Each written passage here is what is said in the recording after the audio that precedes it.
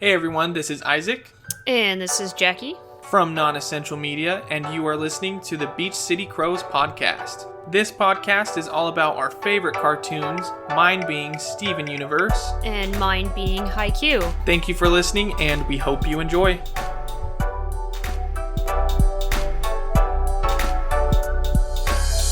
Hi everyone, welcome back to Beach City CROWS. My name is Jackie, and with me... My name is Isaac. And we're getting on to those requests. We're going to talk about some Haikyuu characters, which we love to do. We love Haikyuu characters, and we're going to talk about the setters of Haikyuu. The conductors of the court. Yes. Let's start with some basic questions. Who's your favorite setter in Haikyuu? Kenma. Kenma? Oh, okay, sure. Why Kenma? Because I don't know, I guess the animation did such a good job at bringing him into the show. The focus on him, it was the first time I feel like they were like, this is a setter, this is his power, and this is how it affects the team. And it was so cool to watch. Kenma, he's an observer. Oh, yeah, and definitely. You really get that vibe from him. It's kind of like he's not really a controller as much as Oikawa, I feel like, is, right? I don't know. I don't really have an opinion on that. I can't remember if Oikawa is more of like a control the team or whether it's just he plays to their strengths. Yeah, Oikawa plays to... That's a huge thing that is kind of brought up with the appearance of the Mia twins, is that Oikawa definitely as a setter bends who he is to the sake of his team. When he knows he knows what set is going to help his team do the best. And then you have Mia, who on the other hand is much more like, I do it this way and you need to get up to my level, scrub. So Oikawa doesn't really control the team, he just understands his team. Right. So it's two different ways of being a quote-unquote captain or being a conductor or a control tower. One of them feels much more team-based than the other. Right. And then there's Kenma, and I think what's interesting about Kenma is... He kind of switches in and out of those two. Yeah. He's so good at analyzing everything around him that it's like he just makes what he thinks is the best decision in that moment is kind of the vibe that I get from him. I think his character is so smart in the sense that he could be either one way or the other. He could be an Oikawa, he could be a Mia. But he notices it's funner to play the way he does, so he chooses to go in and out of different forms of setting, if that makes sense. Sure, yeah, definitely. That's the kind of vibe I get from him. Yeah, I would agree with that. Kenma's a fun character. What's fun about Kenma's character is watching him go from being someone who doesn't really care about volleyball that much to someone who is all in by the match against Karasuno at Nationals. A spoiler alert. There's going to be spoilers in this podcast through chapter 380-something. I think Hinata really sparked that in him, too. Oh, definitely. I mean, he's the only one he takes. We talked about this before. The only people that are in constant contact are Hinata and Kenma, so... Yeah, it's just really... date already? Kenma even becomes his sugar daddy? Like... That's pretty much canon at this point. So. What other... Kageyama. Who's your favorite setter? My favorite setter in terms of which character do I like the best, or who do I like better as a setter? Both. Let's start with your favorite setter. My favorite setter is probably Oikawa. I like the idea that a setter is someone who plays to the strength of their team. I like that he's all about teamwork. You can tell too the way that the relationship that Oikawa has with his teammates is probably one of the strongest relationships that we see amongst all the setters. By far. They're all buddies. Like they all got each other's back. It just feels like a family unit compared to the other teams. They're all going out to drink even though they're teenagers. Exactly, absolutely. And then on the flip side of that, and you can see that like with just using me as an example, it was the complete opposite. Nobody likes him. Like not even his own brother likes him. Like nobody likes him because he's a jerk.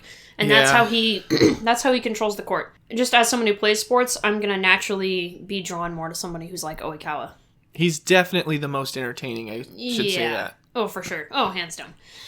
In terms of character, though, my favorite character out of the setters, and we've talked about this at length off podcast, is Kageyama. I love his development. I love watching him go from being the lonely king of the court to, the leader that he is at the end of his, well, we don't get to see all the way to the end, but the end of his first year, I'll say, who he is at the end of his first year of high school. And Seeing him in the time skip as an adult has been fantastic, and I just think that development and the depth that's there with Kageyama, and for me too, how relatable he was, because I was exactly like Kageyama when I was in high school.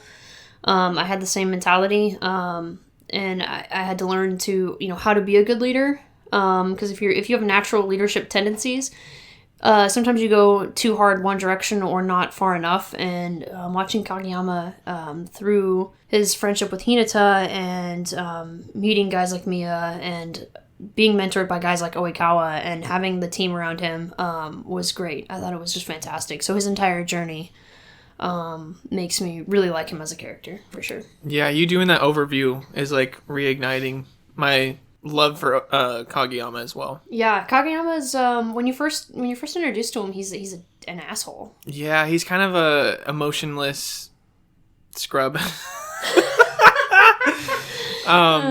Yeah. But scrub in his own kind of bubble. Not like a I hate you scrub, but like a I'm just going to scrub by myself. I'm going to scrub. Yeah, he has the whole like I'm going to scrub this toilet by myself. We're going back to that first 3-on-3 match that we see when they're trying to join Karasuno. And he tells Hinata, I'll win this match by myself. Like, I'll do it all on my own. He goes from being that guy to someone who realizes that he can't. And I think that development was phenomenal. And he truly becomes one of the best teammates that you could have. He really cares about everyone on the team. He really cares about how they're performing. And it's a journey that it's slow. It's not something that happens. It's not like by the end of that 3-on-3 match, suddenly he knows everything there is to know about teamwork. Yeah. It's a very realistic and slow, drawn-out development for him. And it's phenomenal. It's just great writing. It's so real to the point where you don't even really know it's happening.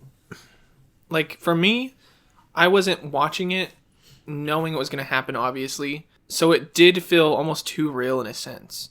And then once you get to that point where he finally... It feels like a 180, but it's not. It's just that moment where he finally is like, okay, I need to start pursuing this version of myself and getting rid of that version. Or figuring out a way to compromise to become a better player, better person. Mm-hmm. Character development.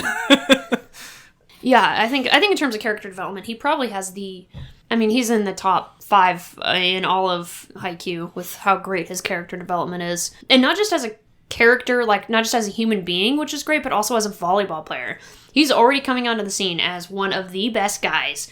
Everyone talks about how great he is. He's a prodigy. He's so talented. He's a natural. But he still continues to better himself throughout the story, which is really kind of phenomenal. And there's not a moment where he stops improving. And I think that's great too. It's another thing that I really love about Kageyama. And if you've watched Haikyuu and you forget, I think we really do as Haikyuu fans, we forget how these characters were when the show first started.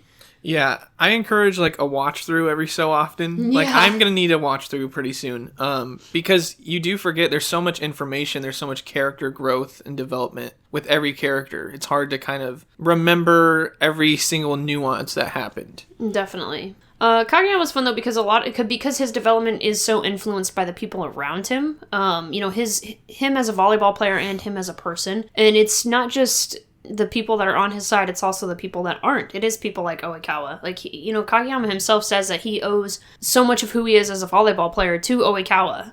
Rightfully so. Rightfully so. I mean, Oikawa was his mentor.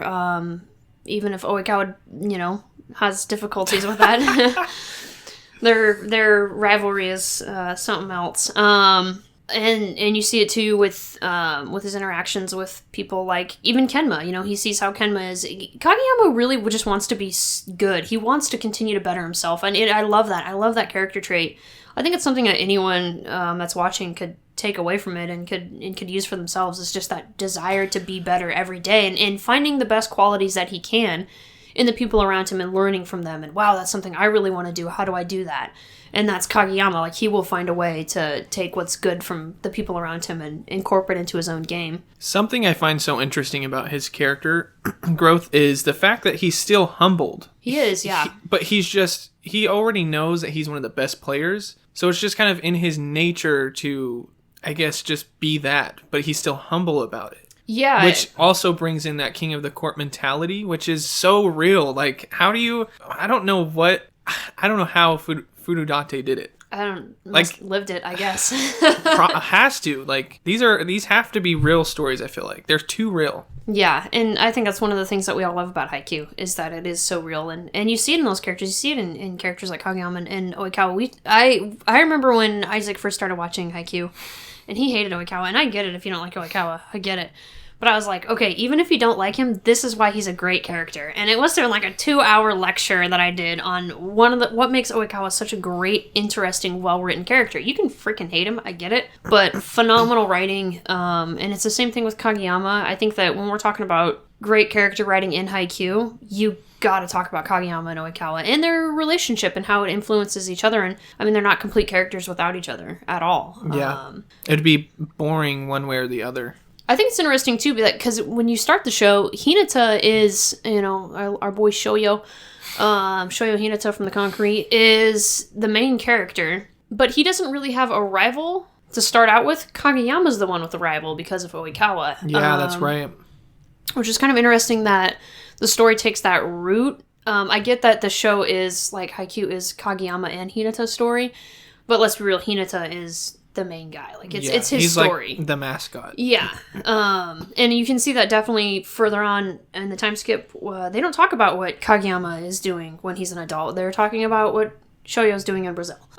So obviously it's his story, but for him not to really have a rival, like his Hinata's rival was sort of Kageyama in a way. Yeah.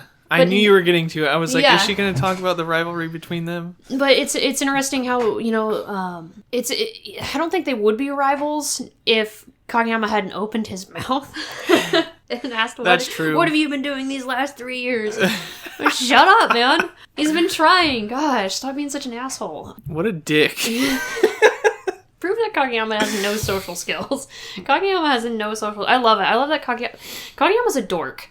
Yeah. Let's just say that. He's just a fool for volleyball. He's a fool for... Kill. We talked about this before in a different episode. It's one of the things I love about Haikyuu is you get this first impression of a character, and then suddenly, before you realize it, you're like, wait, this character's not what I expected. And that's Kageyama. Kageyama comes out and you expect he's the cool guy, and he's going to be the jerk, and he's got his stuff together, and then you find out that, no, he's kind of really unsure, and he's sort of a dork, and he might be kind of illiterate, and he's not as smart as he thinks he is, and your view of who he is, from the cliche character that you're used to seeing in shonen anime, you can just tell just by looking at him what you're gonna get. You think, and then suddenly you're halfway through the story and you're realizing that is not who I thought Kageyama was. Yeah, that's not the same character, rightfully so, because he's changed. Yes, exactly. I think what Furudate has done in his writing alone and character creation and development. I feel like he's put his own morality into these characters. Like, Kageyama is someone who's just loves doing what he does, which is volleyball. So, of course, he's going to pursue that. Yeah. And I think a lot of characters in Haikyuu, obviously it's about volleyball, he's going to have to show characters that love doing what they, I guess, are good at or love getting better at these things that they want to do. And I think for him, that's the same thing with, like, manga writing. Yeah. Does that make sense? Like, I think the whole basis of the show is creative in a way. Like, we talk about our, I guess, whole spiel for Nonessential, which is, like, create because you want to create. Yeah, that's you have to. It's you like life's meaning is creating. Yeah. The opposite of war isn't peace, it's creation. Yeah. So that's what I take away when I look in depth as a whole, as a show, and as characters, setters, wing spikers, all these people. That's what I take away from it. The setters have a high rate of professional volleyball, too, because Kageyama becomes pro, Mia goes pro. Oikawa's just good. He's great. He's in amazing. Argentina, playing pro volleyball in Argentina. What's one thing about Oikawa? If I understand people seeing him as a petty asshole, but when him and Hinata meet up in Brazil, that was just like a heartwarming thing. Like you gotta kind of respect Oikawa for how he went about that. Hinata doesn't even have any food. He lost his wallet. He doesn't have any money, and Oikawa just laughs at him and is like, "I'll pay for it," and they become friends, and I love that. I love that it showed. You think about the first interaction that they had together and how hostile it was, and a lot of that was just toxic. It was very toxic, and then who they are as adults, and it goes to show that everyone's matured, and I think that's great. And it's a reminder, too. I think a lot of people, when they talk crap about how some of these characters act and how immature they are, well, yeah, they're high schoolers.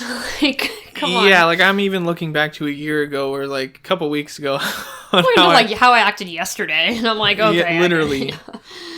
So everyone, the moral of the story is everyone is progressing, you know? Like, we talked about how real the show is. That is exactly that it's just real. These characters are maturing, as do regular humans and people. Yeah, you know? Definitely. We are our own characters in our own story. Yeah, wow. Does that make sense? Wow, you're going so deep. That's... I'm gonna kill myself. How do you feel about how Kenma ended up? You know, he's a setter who didn't end up playing professional volleyball. He ended up a professional YouTuber. And how do you feel about you know, he's your guy. So he's rich. I'm gonna help him get demonetized. So okay, excellent. Okay, hashtag cancel Kenma. How do I feel about that? I don't know. If he's doing what he loves, then that's... And of course it is. Like, come on, that's his whole thing. Yeah. I can see it, though. Yeah. Like, I can't see him anywhere else other than, like, social media influencer or something like that. Streaming on Twitch. Yeah. As far as, like, volleyball, that was just, I feel like, something he did because his friend was in it, and it was something that he did to pass time, I guess. It wasn't a passion. Definitely, when you look at the other setters, we didn't talk about Koganagawa yet, but when you look at the big name setters of the show, it's their passion. Like, you look at Miya, Kageyama, Oikawa, I mean, it's literally who they are. That's their volleyball through and through. And then Kenma, he's kind of just hanging out. It brings it full circle to when I said I think he's more of a player that plays it to have fun because, like I said, he can choose to go in and out of these different play styles based on what he thinks is fun at the time. Yeah, definitely. And I think you can tell it's not a passion for him, too, because he's just kind of, like, inept with any emotion anytime. So it's like, I'd rather be anywhere else but here. That's why I love him as a character, because he's just too real. It's like, because everyone's had that moment where they're like, I really don't want to be here, but, like, I'm passing the time, I guess. I'm going to try my best doing this, even though it's not a long-term thing. I'm going to have to say I didn't appreciate Kenma as much as I should have until I started watching Haikyuu with you, and you were like, oh my god, Kenma. And I was like, Kind of made me sort of pay more attention to him, and yeah, I agree. He's very relatable. That's the word, relatable. He's so relatable. I mean, everyone, every day. Well, it doesn't matter. Everyone has a moment like that where they're just like, I would have rather. Yeah. I'm running on 0 battery right now. And that's Kenma. And Kenma seems like a really smart guy, too. And he uses that intelligence for strategy, which is fun. It was kind of unique. You know, every sports anime or manga has to have that one character that, like, overanalyzes everything, but it didn't feel forced with Kenma. It felt very like, of course that's how he's going to play the game. Like, that's his strength, and he's going to play to strength. Like, you know, Tsukishima also analyzes characters, too, or players, I should say. But again, it doesn't feel forced at all. It doesn't, yeah. And he does it in a different way than Kenma. Kenma does it in a... very, direct. Yeah. Almost stalkerish. Yeah, Kenma's a little creepy. Imagine how creepy it'd be if you're playing volleyball against that guy and he's just looking at you from across the net under I'd be his like, hair. okay, like, can I be benched right now? You're like, that guy's gonna kill me, so we need to not. Yeah, that's something so intriguing about, I guess, observer characters like Tsukishima and Kenma. It's the fact that it doesn't feel forced within Haikyuu. And I think that's just based on good writing, good character development. And I love that because there's too often in shows, there's always these tropes. But what Furudate does is he takes these tropes and he turns them into, okay, like real world situations and how would a real human act. Yeah. Whereas definitely. I think a lot of anime is like, well, I'm trying to go as fantastical as possible, even if this plot or this setting takes place in quote unquote the real world. Mm-hmm.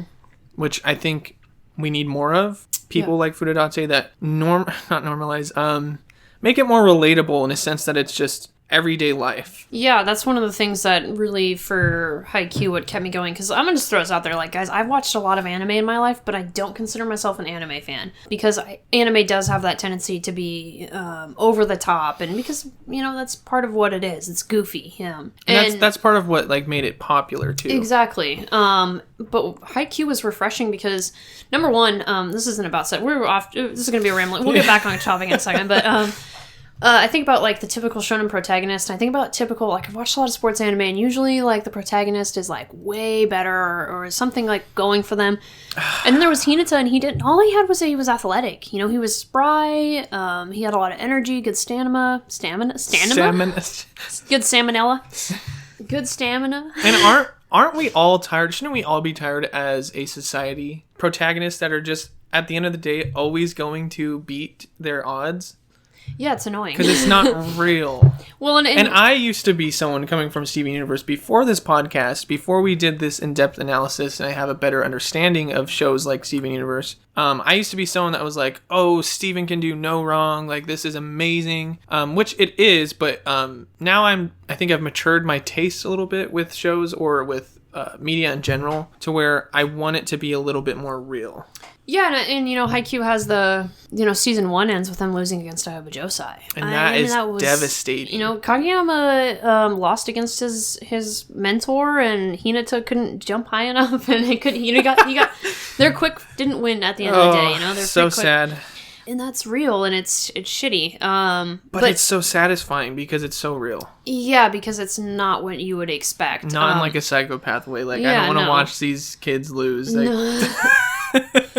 But it's great to see how they got back up. Yeah. And then they get their revenge in the second season. And that form of storytelling, that having that moment where they lost and then they get their revenge, and then, you know, makes it that much more impactful. It does. It really does. It feels a lot sweeter at the end of the day. But that's real. I think that's real. And I also, you know, another thing too is a lot of sports anime, a lot of shonen anime, the protagonist has something that's like almost like a special power. I love Major. Major is one of my favorite sports comics. I can't praise it enough. But the unfortunate thing about Major was that we knew Goro was good. Like, we knew Goro was good enough to go pro. We knew Goro was going to play in the major leagues. Like, there was no doubt he was the greatest at every level that he had been in, and until he got to the minor leagues and he wasn't the greatest anymore. But he was always just that much better than everyone around him. And the refreshing thing about Haikyuu, and with characters like Kageyama, you know, bring it back to the setter aspect, or even Hinata, was that I remember before the time skip and he ended up actually becoming a professional volleyball player. Just throw that out there. I remember saying there's no way Hinata is good enough as he is now to be a professional volleyball player. He is not going to be a professional volleyball player. Yeah. He's not. Kageyama, yeah, we could look at Kageyama and say he's going to be a professional. Even with Oikawa, I remember saying, like, I don't know if Oikawa could be a professional volleyball player, and he was good. He was really good. That realism, you know, you look at Karasuno, and who do we know that's gone pro? Well, only a couple of them, you know, and that's pretty real. Yeah.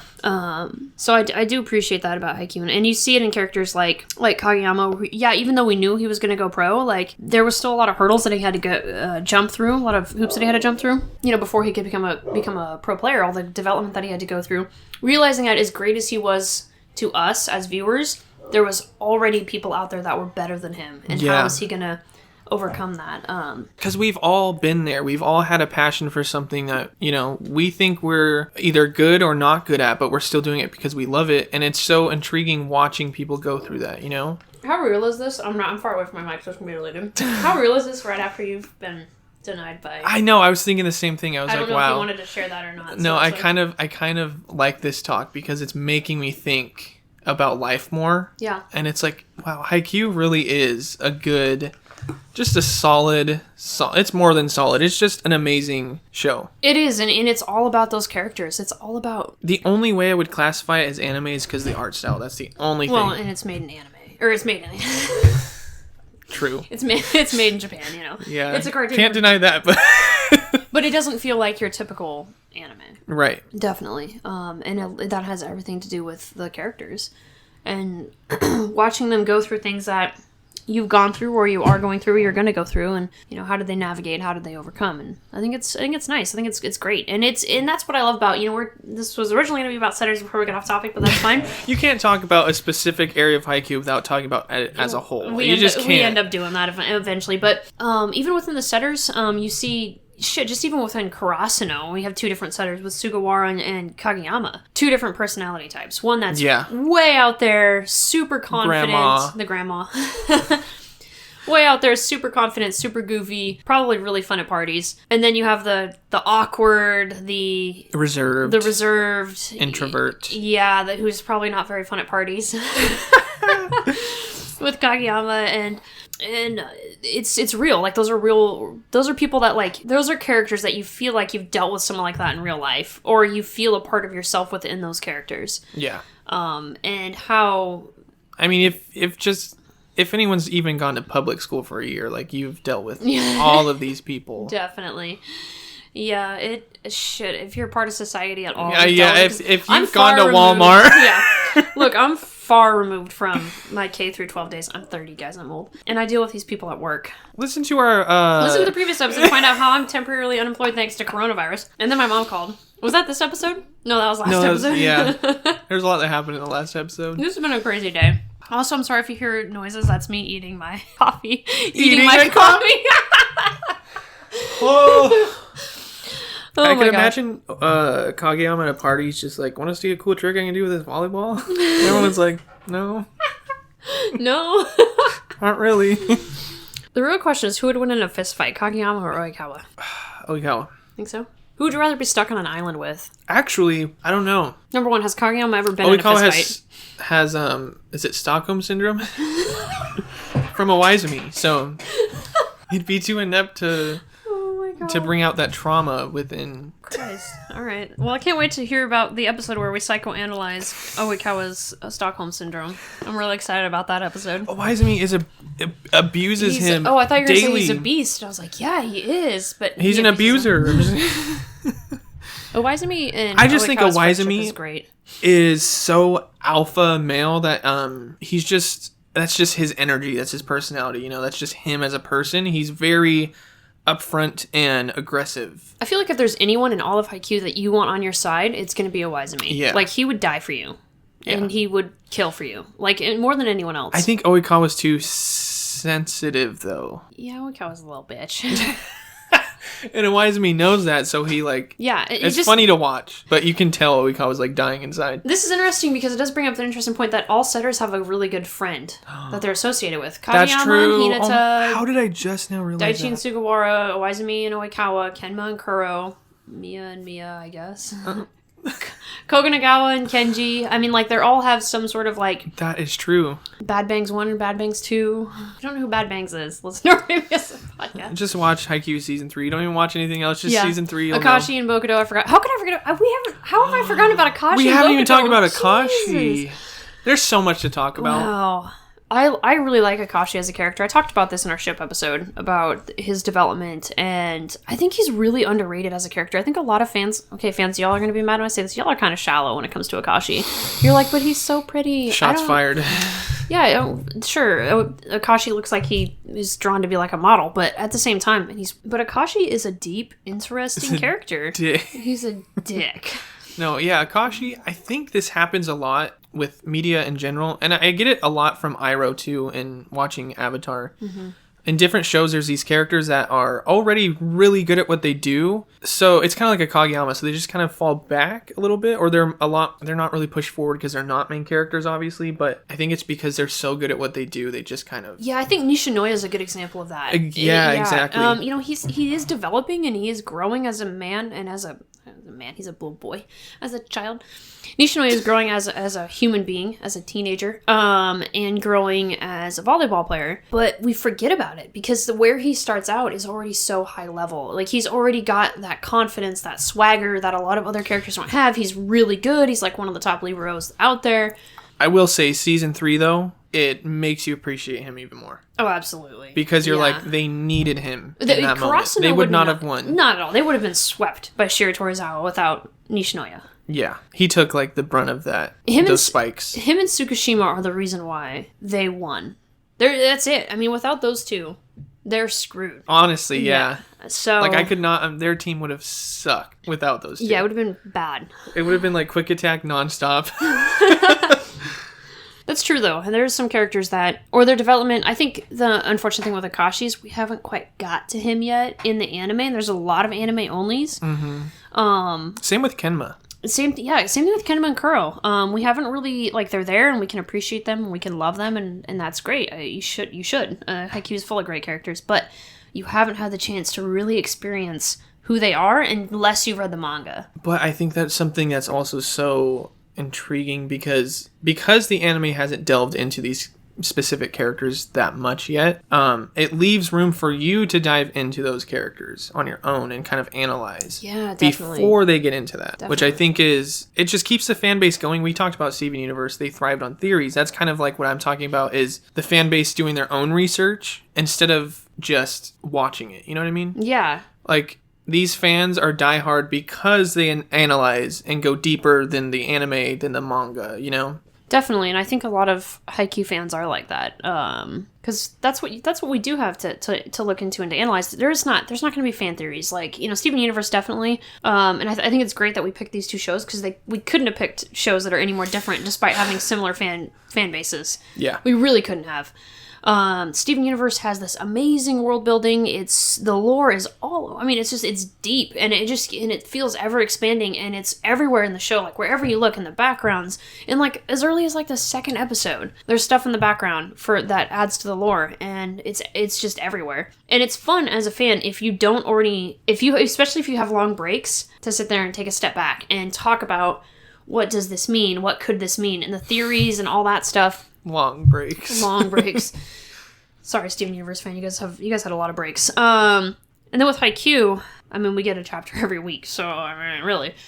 But there is a lot of time to step back and discuss the characters and discuss their profile, I guess you could say. Which is what keeps Haikyuu. If Haikyuu didn't have the characters that it has, it would not be good. Like, the story itself it's fine, it's interesting, but it thrives on the characters. And the fact that they do have so many layers and they are so deep that we can sit in front of a microphone and talk about these characters. There are so many layers behind the scenes that you won't catch up on unless you analyze it, and I think that's so cool. Because you can theorize and you can go into these characters, going back to analysis. Yeah. Or I guess staying on the topic. Every character can be perceived however you want them to be, because of how many layers they have and how real they are. And I think that is, again, just amazing writing. Like, I don't know really who else can do that I've taken the time to, experience their work. I agree. If there's any recommendations out there, we'll take them. Yeah. We love good characters. That's what keeps Haikyuu alive, is good characters, so... Well, we gotta talk about setters. Okay. We haven't even talked about... All right, let's talk about Koganagawa. If I can stop running into Was that date tech? Let's talk about anime here. I actually appreciate him as a character. Is that because he is the newbie? Yeah, he's the underdog, but he has so much potential. Yeah, absolutely. It's fun watching him grow. Like, he's the only character that we really are watching, like, consistently, I should say. And obviously, like, spoiler alert, Daytech does go... They win the second year, in their second year. What? They go to nationals. I think I remember you telling me that, but that's just like... Which, if you're watching this fourth season, guys, they're hinting at it. Like, Daytech's going to be our next rival. Daytech's the next big team. And I wonder how much of that is because we call him anime hair, Roosterhead. How much he improves, because you see how much he wants to improve and how, like, he really wants to be the guy that they can lean on as a team. And I think that's really great. And in he's got like that Hinata optimism, like, it's fun and he's going to do good and he wants to do good for the team. And I love it. It's fun. It's funnier to watch him mess up in the anime because he's not your average character that's like, oh, he's the funny guy because he sucks. Because he doesn't suck. He just doesn't know things. Yeah, he's just learning. So it's a lot funnier to watch him struggle. It's kind of like Lev in a way. That's awful. Him and Lev are kind of similar, actually. Yeah, they're very tall, kind of dumb. Not really. They just, I don't know. Lev's pretty stupid. Live, laugh, Lev. Live, laugh, Lev. Yeah, it's interesting. He's an interesting character, for sure. And it's nice that we do have, because all the setters feel so good. Yeah. That sounds terrible. Do they? Never really, I don't know, Jackie knows something that we all don't know, but I don't. I don't know how to say this without it sounding fun and stupid. All the setters seem really good. Yeah. And then there's Koganagawa, and he's not. Just thrown into the mix. Yeah, and he's definitely the one that needs to improve. Because it seems like all the other setters, you're like, these are elite level players. And then there's him. These are like the Marine. The Marines. The few, the proud, the setters. Fucking kill me. How many times do we say kill me on this podcast? That's the real Too question. much. Yeah, we need to stop saying that. Please don't do that. Yeah, he's fun. And then, I think Akashi, you kind of really haven't had the chance to experience Akashi. That sounds like the name of like a cologne or something. Experience Akashi. Oh my god, it does. Right? I could see it on a commercial right now. Like, okay, someone needs to. like coronavirus. It smells like. Oh my god. Better smell like Bokuto's butt. Things that need to be deleted from our podcast. Hey. Yahaba. Let's talk about Yahaba. What about Yahaba? Obviously, he wasn't as good as Oikawa because Aoba Josai disappeared off the face of the earth after Oikawa, Oizumi, and Maki and Matsune left. So yeah, and Yahaba just kind of disappears on his own because Oikawa's just way better than him. Yeah. Sorry, Yahaba fans. Is that too mean? No, I'm not trying to be mean. I'm just trying to like. But you can see it too when you watch the practice match against Aoba Josai the first time they played them, and Yahaba's in a setter and. They're just not as good. They're just not. And a lot of that has to do with Oikawa's skill level is so much higher. And yeah, Aoba Josai kind of falls off the face of the earth after Oikawa leaves. And that's not just Oikawa. Like, we can't discount the other third years. They were really good too. Discount setter, Yahaba. Clearance. Let's talk about clearance setters. Suga, Yahaba. Yeah. Don't doing my boy Suga dirty like that. But here's the thing. Sugawara needs the team. And the team needs Sugawara. I don't know how much Aoba Josai needs Yahaba, and Yahaba needs Aoba Josai. You're not wrong. You know what I mean? Yeah, no, I get you. Well, I mean, you think about what Yahaba did for Mad Dog, though. Like, true, but you're right. I'm like trying to. Yahaba has to be the next captain of Aoba Josai. Yeah, and that scene alone kind of sealed the deal for me. Yeah, he kind of stepped up to the plate when no one else could. Yahaba's a little shithead. Probably starts a lot of fights. But he has his strengths. But it's not being a setter. Don't know who put him there, but... What else is he going to be good at? He's honestly. Short. Wait, how tall is Yahaba? Hang on. Watch, we're going to look it up on the wiki and be like, abnormally small for a volleyball player. Some asshole sent me a friend request. I don't know who the fuck that is. David Alex, stop sending me friend requests. I don't know who you are. All right. Let's see, Yahaba. He's punching the air right now. He's like, how dare you say that to me? First of all, look at this bean. Look at him. Neck. I want to strangle that little bitch. Take a guess. How tall do you think Yahaba is? 5'8". Taller. 5'10". Taller. 5'11". Point? 0.6. Yes. Yahaba is 5'11.6. So he's taller than Sugawara. Not as good. But not as you're not wrong. He's definitely not as good. He definitely has that intimidation aspect that makes him feel like he's a good player, but he just when you see him play, it's just not all there, I feel like. I feel like there's two different sides to a volleyball player with any sports player. You know what I mean? There's that social aspect, and then there's the player aspect. I feel like Yahaba just falls flat. Both of those? Yeah, Yahaba is... I think Yahaba... He obviously doesn't have the skill to become a professional volleyball player. Like, let's get that out of the way. He's just your average guy who he really is. He's just a regular high schooler. Like, who just wants to be a bitch to his team. He is a bitch. Like, come on, Yahaba. God, we sound like we really hate Yahaba. We don't hate him. He's just fun to pick on. Okay, let's just get that out of the way. He's just easiest because he is the most average out of all of them. So it's like, oh, the average guy. He really does kind of... It's weird that he stands out on Aoba Josai as being someone who you're like, what is this guy doing here? Oh, he's got... Yeah, I can see that. Yeah, it's kind of like Suga in a way. It's like this desaturated color for hair. It's weird. Yeah, it's like... Yeah. It's like a salmon... I don't even know what the... Salmon's like a little more pinkish. Salmon brown? I don't know. That would be a little more pink, I think. But you're right, it is like... It's like a weird, though. It's like grayer. It is weird, though, when everyone else has, like, either really bright or really dark colors, and then it's like Fudodate was like, these characters are too real. We need to make them not real anymore. Okay, Tendo is Pennywise, and Yahaba has grayish hair. Suga is a grandma. As a grandma. What I like that about Haikyuu is like he obviously just dived into whatever he wanted to do. Yeah, oh yeah, obviously, and it's fucking great. You can't knock him for that. Like it made it way better. Yeah, definitely. Speaking of Suga, I think you're right. I think that he needs Karasuno and Karasuno needs him. Mm-hmm. I think that's true. Karasuno definitely needs him. I mean, you look at the quick attacks in season 3 alone, or not the quick attacks. Sorry, the synchronized attacks. Synchronized attack. One of the attacks. You look at those alone, and you look at how many points they scored because of those attacks, just with Suga as the setter. So that alone is like really good for the team and for him. You know what Suga doesn't get enough credit for is his pinpoint serves. Every time I'll have to go back and watch. Yeah, every time he serves it exactly where he wants to serve it. Really? Yeah. Do they dive into it? No, he's just really good at standing there and hitting the ball where it needs to go. Wow. Just something he's just really calm about, you know? Yeah, I've talked about this before, and Isaac's questioned me repeatedly on it. When I first got into Haikyuu, Suga was the character that I latched onto. So he's, by default, one of my favorite characters. But it was thanks to Suga that I realized that sometimes fans' perspectives of characters isn't accurate to what the show or the story is, because a lot of fans see Suga as this really nice guy. They see him as teen mom, he cares almost too much, and it's like, no, Suga's a little shithead. Like, Suga's a shit starter. He's like Kurosano's Yahaba. Kind of, yeah. You know, he's the one who is, he's the guy who's gonna pull pranks, and he's the one who is bullying Asahi. Like, he literally bullies Asahi. Bullying Daichi after that neck injury. Can we talk about that? Ran over there and punches the shit out of him.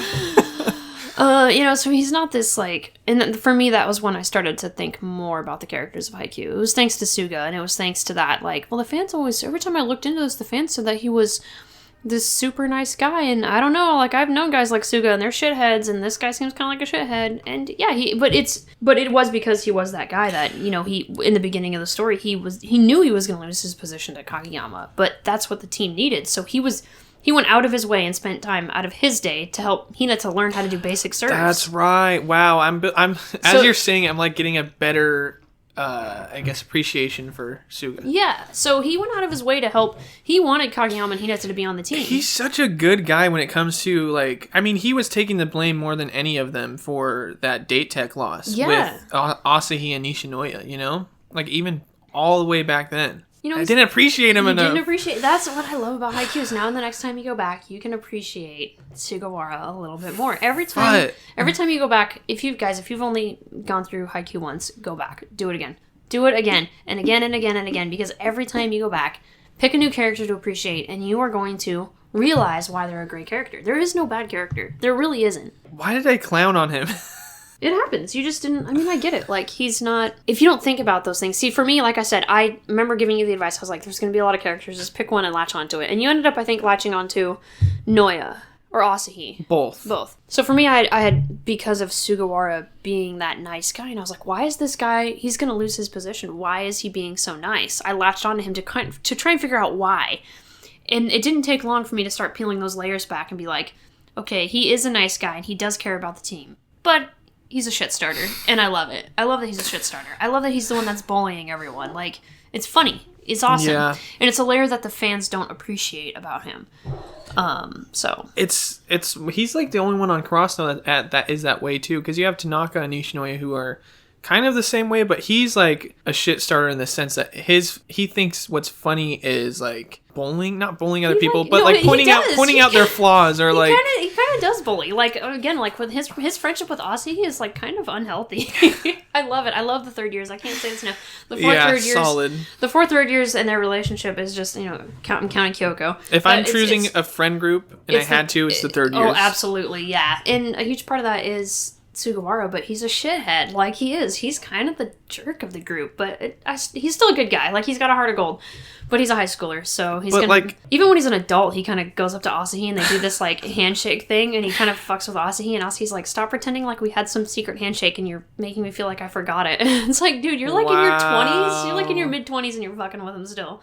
And Asahi's, like, trauma is coming back. God, poor Asahi. But yeah, you haven't really been exposed to the twins, so you haven't had your chance to experience that, but when you do...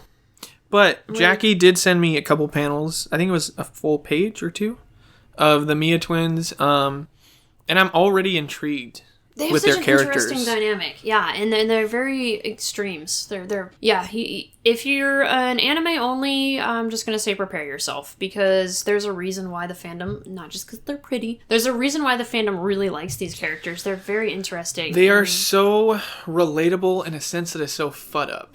Yeah, kind of, yeah. And very selfish. Yeah, Does that make sense? Yeah. Which is something I don't think people want to dive into. But yeah, I think it's cool that Furudante's not only exploring all of these, like, I guess, tropes, but also the selfish aspect. Yeah, because, I mean, you look at the main character is Hinata, and Hinata is a freaking ray of sunshine. Everyone loves Hinata. If you don't like Hinata, you. Like, we're just gonna Honestly, we're coming to your house and we're gonna make you watch Hinata clips. Yeah. Hinata is glorious. You can't dislike Hinata. Praise be to Hinata. Praise be to our god Hinata. The sun. The sun Hinata. The sun god Hinata. Everyone wants a Hinata in their life. Kind of want to draw that now. Please do. Everyone wants a Hinata in their life. Everyone wants to be Hinata. But the reality is that we have a lot more Oikawas in our life than we do Hinatas. We have a lot more petty, selfish, immature assholes. And we are more likely to be a petty, selfish, immature asshole than we are to be this super uplifting, great, fantastic, flawless human being. The reality is, Hinata is actually the 0.0000001% of the population. Yeah. Even the majority of your quote-unquote nice guys are Sugas. Like, they're got assholes. They got the assholes out Everyone of them. is. Everyone does. That's the thing. You have to be in this world. Wow, that's... You can't really get... I mean, you can get by, but, like, you're gonna be... You know, this has not been about setters. Listen, guys, it's been... But that's the thing about these requests, is we can still talk about what's requested while also diving into other things. You know what I mean? These are going to be interesting episodes for us. But... Because at the end of the day, I feel like people want to hear more about Haikyuu in general.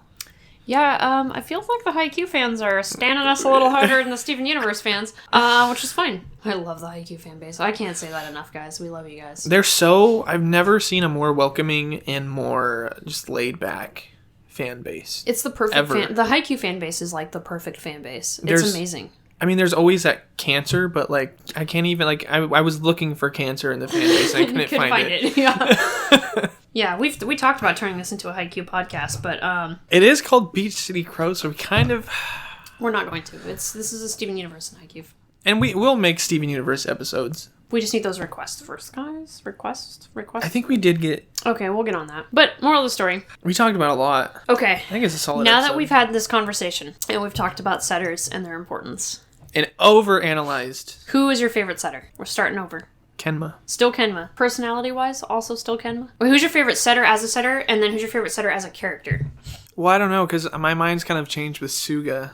You're welcome. I like Suga's personality. God, right? You want to know who'd be fun at a party? Sugawara. Yeah, but I still like Kenma as a player. Yeah, definitely. But Suga now as personality. If you were to ask me before this podcast, I would have said, or this episode, I would have said probably Kageyama or Kenma, just because that's how I normally am. I'm kind of like a laid back person, but I can appreciate now Suga's extrovertedness, I guess. Yeah. What are yours? Has it changed or no? I was thinking about it because it's funny. I think it's weird I had to say it out loud, but I think I appreciate Suga more too, even though he was like the character that I first latched onto. Well, you kept mentioning these things, and I'm like, that's right. Like, he did do that. Like, yeah. I think he's someone that we kind of forget about.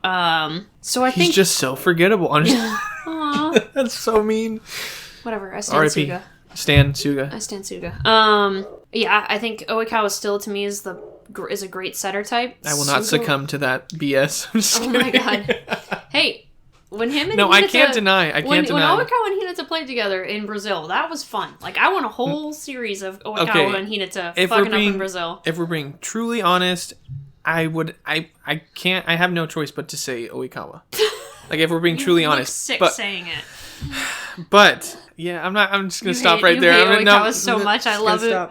We're gonna have an episode all about Oikawa just so oh my God. Isaac can be vomiting the entire time. But yeah, I think I appreciate Suga a lot more than I think about. Kageyama's just a great, well-written character. Suga just doesn't get enough credit, and I think Oikawa is my favorite type of setter. All right. Solid.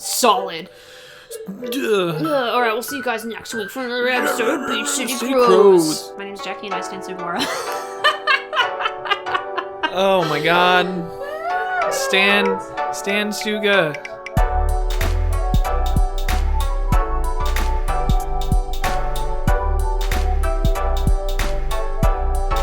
Hey guys, it's Jackie. And Isaac. From Nonessential Media. We just want to thank you guys so much for listening, and if you'd like, feel free to subscribe to our YouTube channel or our Patreon. And we want to hear from you guys. Let us know what you think.